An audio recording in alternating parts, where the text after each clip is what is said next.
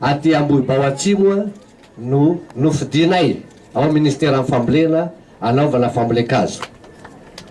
Raha nisy osikevitra amin'ireo toerana sy faritra manerana amin'ny Madagasikara dia nofantenanay manokany Ambohibao Atsimo satria voalohany mba te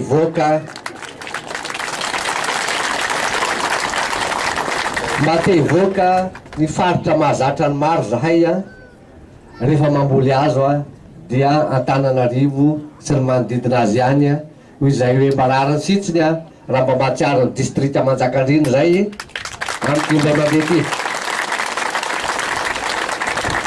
Nefa mba tsy ho be loatra amin'ny fandaniana dia nojerenay hoe aiza amin'izany distrikt zany no manana toerana mba tsy lavitra loatra commune ray tsy lavitra loatra ny renivohitra.